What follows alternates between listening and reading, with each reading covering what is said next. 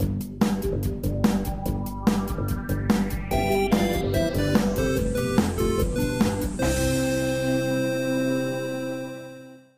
¿qué tal? Bienvenidos a este video. Vamos a continuar con el curso. El pasado hicimos nuestro primer programa, fue algo bastante sencillo. En esta ocasión, vamos a agregar un poquito de complejidad, tal como indica nuestro algoritmo. Para esta vez quise mostrar primero el algoritmo, ¿ok? Entonces vamos a explicar un poquito qué es lo que dice. Como todos tenemos un inicio, ¿ok? Que como comentaba antes es la ejecución del programa. El siguiente paso es esta figura con los lados en diagonal que indica una entrada de datos. Esto significa que el usuario va a ingresar un dato a nuestro programa. En este caso nosotros indicamos que lo que va a ingresarse es el valor de una variable nombre. Todavía no hemos hablado de las variables, pero lo haremos en un momento.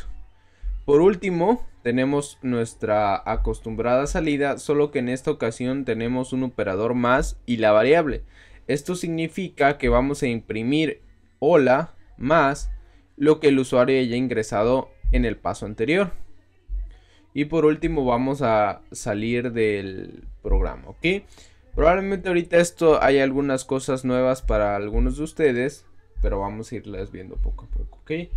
Entonces tenemos nuestro anterior programa que es bastante sencillo, que solo imprime. Esta vez vamos a agregar un poco más de complejidad. Bien, entonces tenemos el inicio que, como ya sabemos, lo ignoramos porque pues es la ejecución del programa, y luego tenemos el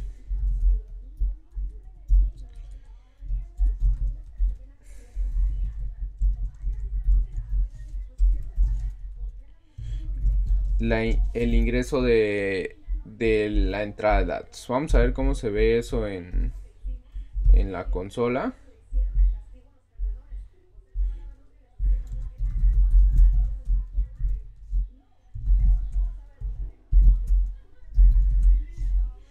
Y vamos de nuevo a nuestra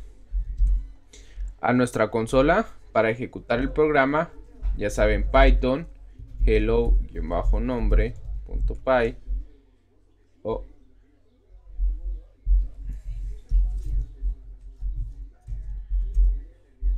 y aquí voy a colocar mi nombre y se acaba la ejecución del programa, ¿ok? Antes de explicar línea a línea el código, voy a terminar el programa y vemos que aquí ya me dice hola Uriel. Vamos a ingresar por ejemplo mi otro nombre, me dice hola Marcos, y entonces el programa se vuelve dinámico, ¿ok? Cada nombre que le demos lo saluda. Bien, ¿cómo sucede esto?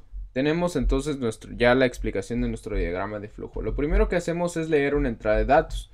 En Python, para que nosotros podamos leer lo que el usuario escribe en consola, utilizamos la función raw input. Dentro de paréntesis, nosotros le indicamos a raw input qué es lo que debe indicarle al usuario a la hora de que vaya a empezar a escribir en consola.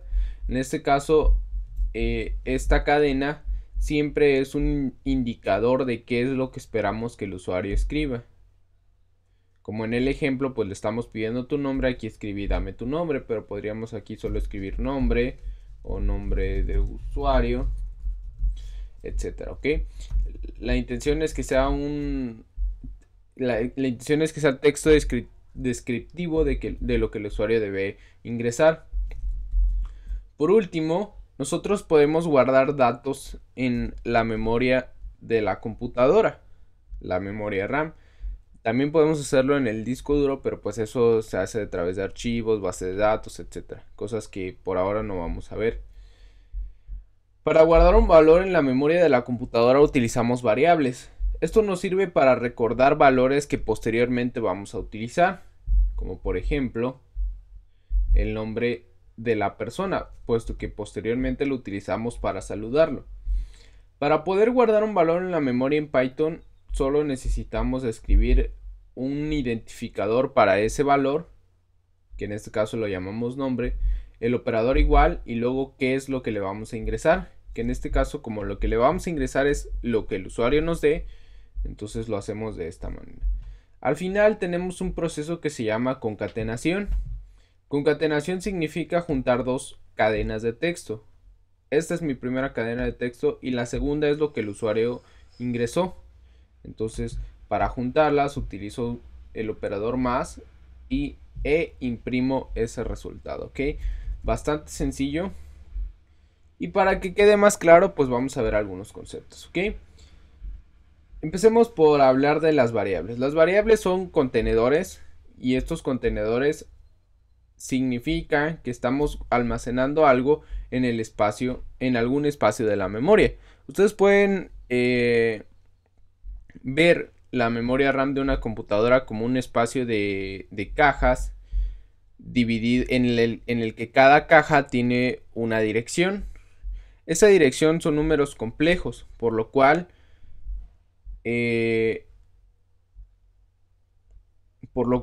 nosotros asignamos un símbolo a esa dirección. En este caso, por ejemplo, en el caso de la variable que nosotros estamos utilizando en nuestro programa, el símbolo es la palabra nombre. Eso identifica la variable dentro del espacio de la memoria. Otra cosa muy importante es que todas las variables tienen un tipo, es decir, saben qué es lo que van a almacenar. Dado que en la memoria las cadenas, por ejemplo, ocupan mucho más espacio que los enteros, o los objetos ocupan más espacio que las cadenas, etc. Necesitamos especificar el tipo de dato que vamos a guardar en la variable para que así la variable sepa cuánto espacio en memoria tiene que reservar de la computadora, ¿ok? En Python eso se simplifica bastante porque, si se dan cuenta, nosotros nunca especificamos de qué tipo va a ser nuestra variable. El intérprete lo hace de manera automática usando un principio que más o menos dice que si se parece un pato, entonces debe ser un pato. Eso traducido a la programación significa que, por ejemplo, si lo que nosotros le estamos ingresando aquí se parece a una cadena o a un string, entonces debe ser una cadena o un string, y por lo tanto Python asigna el tipo para esta variable de tipo string. Si nosotros le asignáramos un número, entonces vuelve a ejecutar el mismo principio. Si se parece a un número, debe ser un número. Entonces asigna el tipo de esta variable como un tipo entero, por ejemplo, o un tipo float en el caso de que tuviera punto decimal o un tipo décima. Hay varios tipos de datos que vamos a ir viendo a lo largo del curso, pero en este caso pues estamos hablando únicamente de cadenas, ¿ok? Bueno, entonces tenemos que las variables entonces también están relacionadas con el lenguaje de programación. Una de las cosas por las cuales están relacionadas es por algo que nosotros llamamos el nivel de tipado. Pues hay lenguajes de programación de tipado fuerte, medio, bajo, etc. Eso quiere decir que, por ejemplo, hay lenguajes, ahorita se me ocurre JavaScript, que una cadena, por ejemplo, la puedes comparar con un número o hacer ese tipo de cosas en donde el tipo de la variable en realidad no es tan relevante. A esos lenguajes se les llama de tipado débil. En cambio, en lenguajes como Java, como C, donde el tipado es muy importante, o incluso Python es de ese nivel, se les conoce como lenguajes de programación de tipado fuerte. Entonces, en esos lenguajes, los tipos de datos no se llevan muy bien entre sí. Hay que estar haciendo conversiones para poder hacer que trabajaran juntos. Ejemplo, vamos a cambiar esto por un número y vamos a ver qué es lo que pasa en nuestra consola. Si nos damos cuenta, Python manda un error de tipo. Eso es lo que indica aquí, error de tipo. Y lo que nos indica es que no podemos concatenar cadenas con números o con enteros. Entonces, eso es una de las consecuencias de que Python sea un lenguaje de tipado fuerte. Otra característica que define un lenguaje de programación y que está estrechamente relacionado con las variables es qué tipo de tipado utiliza. Existen dos: tipado dinámico y tipado estático. Lenguajes como C o como Java, que más adelante vamos a trabajar con Java para hacer algunas cosas con Android, son de tipado estático. Es decir, nosotros definimos el tipo del que va a ser la variable, y la variable nunca puede cambiar de tipo. Es decir, una vez que definimos que va a ser una cadena o que va a ser un entero, esto nunca va a cambiar, y además siempre nosotros tenemos que decirle al compilador de qué tipo estamos hablando. Por el contrario, en lenguajes como Python o como Ruby o como JavaScript, el tipado es dinámico. Nosotros no especificamos de qué tipo va a ser la variable, y además podemos cambiarlo en cualquier momento. Por ejemplo, esto es totalmente válido. Y básicamente primero va a declarar la variable nombre como tipo string, pero después lo va a reemplazar por un entero. ¿Bien? Ok. Entonces, otra de las cosas nuevas que vimos aquí en nuestro programa es recibir datos. Imprimir ya lo habíamos visto antes. Estas dos instrucciones son particulares del lenguaje, pero en todos los lenguajes de programación existe una forma en la que uno puede recibir datos y en la que se pueden imprimir también.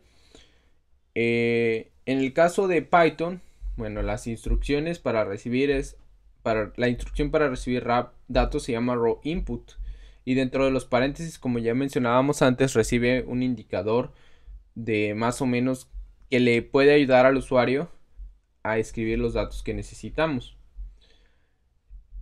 En el segundo caso, pues tenemos print, que como ya vimos antes sirve para imprimir datos, y lo único que recibe como parámetro aquí entre los paréntesis, o incluso puede ser sin los paréntesis, es lo que va a imprimir en consola. Ok, entonces hasta aquí vamos a dejar este video. Ya vamos 2 programas, espero que todos vayamos bien entendiendo y las cosas vayan quedando claras. Gracias.